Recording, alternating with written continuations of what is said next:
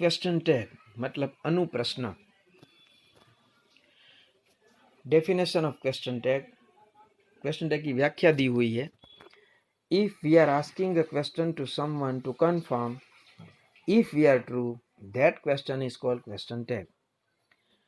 किसी को हमने कुछ बात कही है और वह बात सही है, यह कंफर्म करने के लिए हम जो प्रश्न पूछते हैं उसे क्वेश्चन टैग कहते हैं। जैसे कि हम ऐसा बोलते हैं, आप बाजार में गए थे, बराबर। ये जो बराबर शब्द है उसे क्वेश्चन टैग कहा जाता है। तो हिंदी भाषा में हम सभी वाक्यों के पीछे बराबर या ऐसा ही शब्द लगाते हैं, या गुजराती में हम बराबर साचू ने ऐसे ही शब्द हम लगाते हैं। तो गुजराती और हिंदी भाषा में question tag as a topic नहीं आता है। लेकिन इंग्लिश लैंग्वेज में क्या है, इंग्लिश लैंग्वेज में हर एक सेंटेंस में क्वेश्चन टैग बदलता है, इसीलिए वह question tag as a topic होता है। तो वो हमें सीखना है। तो चलिए हम सीखते हैं क्वेश्चन टैग का स्वरूप क्या है, किस तरह से बनते हैं, किस तरह से बोला जाता है। देखिए यहाँ पे दो बातें बताइए। पहली बात बताइए, if the sentence is affirmative the question tag is negative. एक ये बात यह याद रखनी है कि सेंटेंस अगर हकार है तो क्वेश्चन टैग नकार होता है। Sentence is negative, question tag is affirmative. और सेंटेंस अगर नकार है, वाक्य नकार है, तो क्वेश्चन टैग हकार होता है। यह पहली बात हमें याद रखनी है। दूसरी बात है, the form of question tag is verb plus pronoun. Question tag का जो स्वरूप है वह क्या है, तो वर्ब मतलब क्रियापद एंड प्रोनाउन मतलब सर्वनाम। नाम नहीं आता है, सर्वनाम आता है, बराबर। अभी इसके लिए यहाँ पे इलस्ट्रेशन उदाहरण दिया हुआ है। He is a clever boy, simple sentence है। वह क्लेवर मतलब होशियार लड़का है। इजंट ही, तो हम जो बराबर बोलते हैं ना, उसका ही इस सेंटेंस में इंग्लिश हुआ है इजंट ही, बराबर। He is a clever boy, isn't he. अभी देखिए यहाँ पे he is a clever boy, तो इज ये हकार है, तो यहाँ पे इजंट नकार हो गया। उसी तरह से दूसरा सेंटेंस है, he is not a clever boy, is he. वह क्लेवर होशियार लड़का नहीं है, बराबर। तो उसमें क्या, इज नॉट, वाक्य नकार है, तो क्वेश्चन टैग हकार हो गया, बराबर। तो इस तरह से क्वेश्चन टैग बनते हैं। He is a clever boy, isn't he, and he is not a clever boy, is he.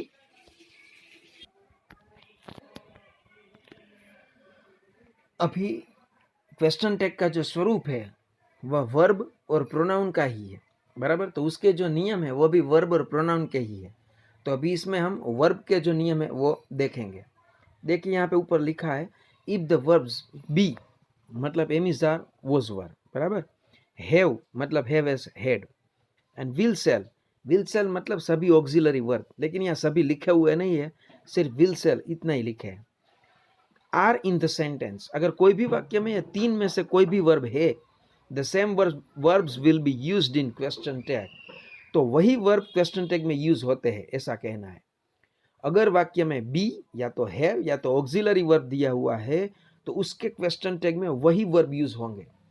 जैसे कि नीचे एग्जाम्पल दिया हुआ है, आप देख सकते हैं, he was a great king, इसमें वॉज वर्ब है, तो क्वेश्चन टैग में क्या हुआ है, वॉजंट ही, तो वॉज ही यूज हुआ है।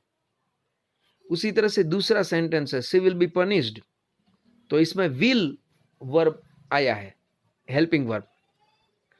तो इसमें क्वेश्चन टैग क्या है, वांट सी, तो वांट मतलब short form of will not का शॉर्ट फॉर्म है, तो उसमें विल ही यूज हुआ है।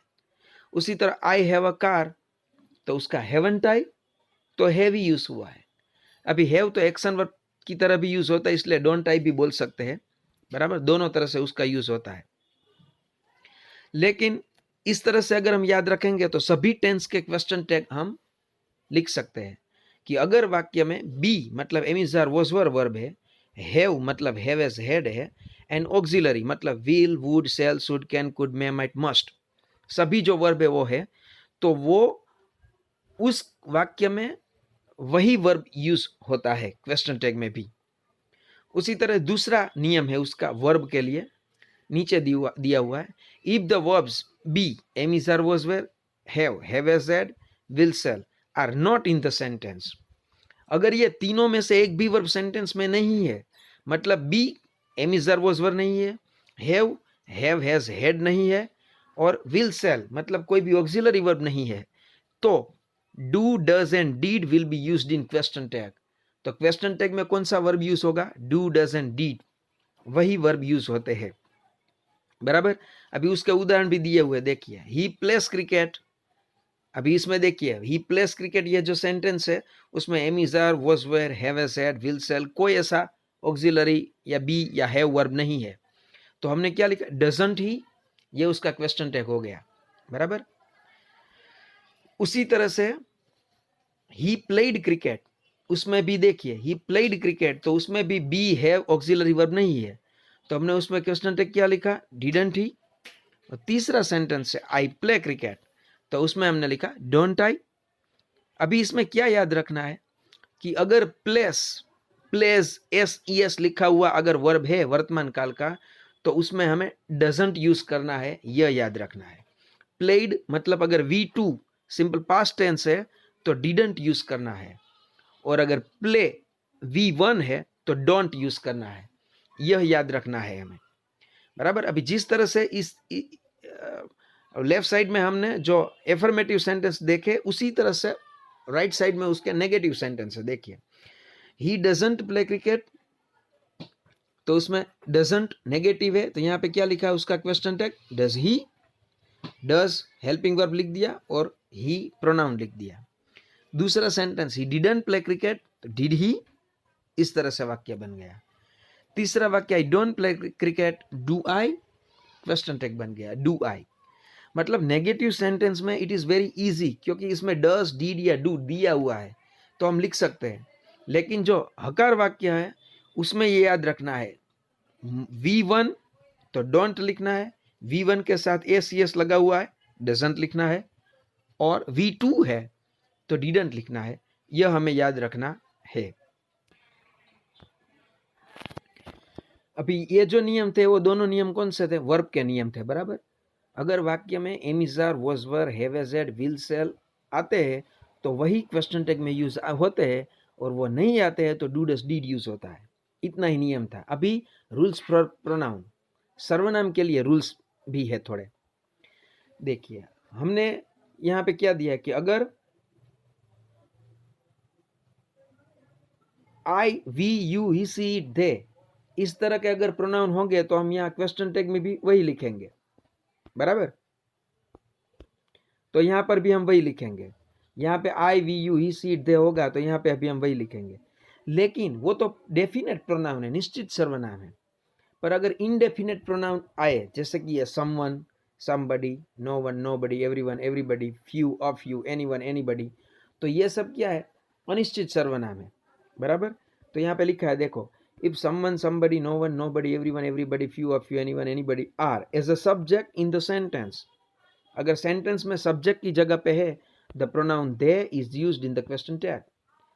तो क्वेश्चन टैग में कोई क्या यूज करना है? ही यूज करना है, सी यूज करना है, आई यूज करना है, तो उन्होंने कहा दे यूज करना है। बराबर। अभी देखिए तो ये थोड़ा समझना पड़ेगा हमें एग्जाम्पल से। यहाँ पे लिखा है someone is in the kitchen, अभी इज दिया हुआ है तो हमें इजंट लिखना चाहिए। बराबर।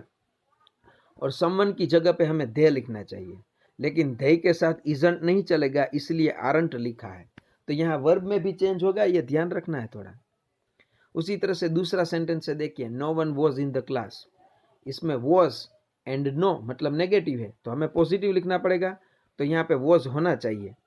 और नो वन की जगह पे यहाँ दे लिखा है तो दे के साथ वॉज नहीं चलता है, वर लिखना पड़ता है, इसलिए वर दे ऐसा लिखा है।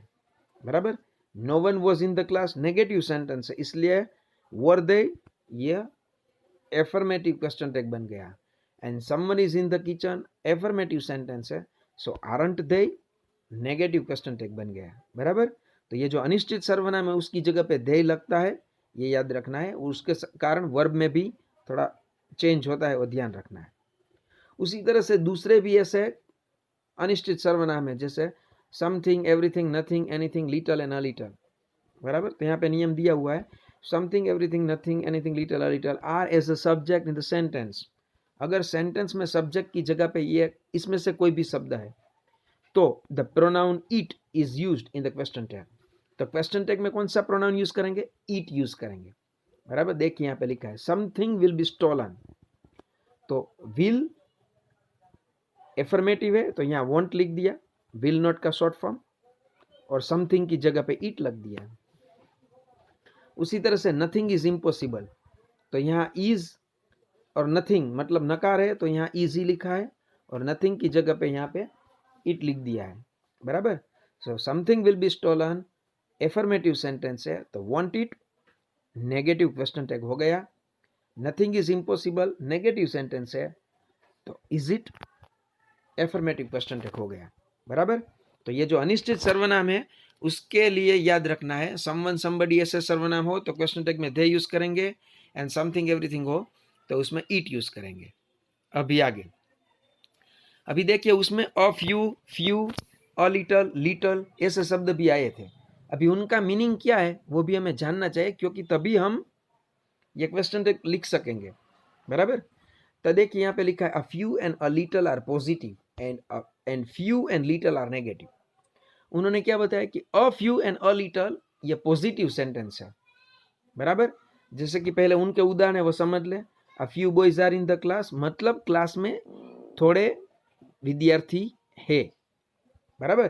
तो अभी ये थोड़े विद्यार्थी है तो एफर्मेटिव हो गया, तो आर का बनाएंगे आरंट, और अ फ्यू की जगह पे लिखना है दे, वो तो हमने प्रोनाउन के नियम में सीख लिया, तो दे लिख दिया, तो वाक्य बन गया a few boys are in the class aren't दे।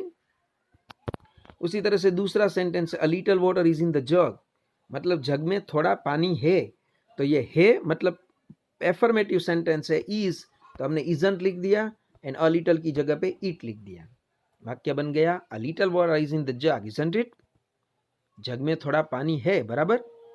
तो ये दोनों वाक्य हो गए। लेकिन आगे यहाँ पे क्या दिखा है, a few and little are negative, मतलब जो फ्यू एंड लिटल है वो नेगेटिव शब्द है, तो उसके भी उदाहरण दिए हैं। देखिए few boys are in the class, अभी few boys are in the class मतलब क्या है, क्लास में विद्यार्थी नहीं है, यहाँ नोट नहीं लिखा है, फिर भी यह वाक्य नकार है, इसलिए इसको आरंट समझना है और यहाँ पे आर लिखना है, बराबर। और फ्यू की जगह पे हमें दे यूज करना है तो हमने वो यूज किया है, बराबर। Few boys are in the class are they, मतलब क्लास में विद्यार्थी नहीं है, बराबर। उसी तरह से दूसरा सेंटेंस है, देखिए little water is in the जग, उसका मतलब क्या है, जग में पानी नहीं है, बराबर। तो नॉट दिया हुआ नहीं, लेकिन लिटल या नेगेटिव है, इसलिए इसको इजंट समझ के यहाँ पे इज लिखना है, और लिटल की जगह पे हम इट लिखते हैं वही लिख देना है। तो वाक्य क्या बन गया, little water is in the jug, jug में थोड़ा पानी है, बराबर, इज इट। तो ये अ फ्यू लिटल ये दोनों भी ध्यान में रखने पड़ेंगे, क्योंकि उसी के हिसाब से वाक्य अगर हकार तो क्वेश्चन टैग नकार, वाक्य नकार क्वेश्चन टैग हकार बनते हैं, तो वो ध्यान रखना है, बराबर। अभी लास्ट में है एक्सेप्शनल केस, अपवादरूप नियम है वो याद रखना है, और वो क्या है, आई एम अ स्टूडेंट, तो उसका क्या होना चाहिए, एमन टाई होना चाहिए, लेकिन आरन टाई या एन टाई ऐसा बोलते हैं, बराबर। तो ये एक याद रखना है, लेकिन ये याद रखना है यही एक एक्सेप्शनल केस है। बाद में यहाँ अगर ऐसा सेंटेंस होगा I am not a student, तो एम ही यूज होगा, बराबर। उसी तरह से अगर पास्ट टेंस हो तो इसमें होगा आई वॉज अ स्टूडेंट, तो वॉजंट आई ही होगा, उसमें वरंट नहीं होता है। यह एक ही sentence I am is the only exceptional case, ये भी देखने जाए तो सही बात है, और वाक्य की दृष्टि से भी सही है। आई एम मतलब आरंट आई, ये होता है, ये एक्सेप्शनल केस है, याद रखना है, बराबर। और लास्ट बात है some indefinite short forms of the pronoun, बराबर। हमें जो क्वेश्चन टैग में लिखना है तो वो सभी शॉर्ट फॉर्म लिखना है, देख ले, जैसे कि isn't it, is not it, ऐसा नहीं लिखना है, बराबर। तो सभी शॉर्ट फॉर्म जो बनते हैं वो वेरी इजीली बनते हैं, वो हमें पता है।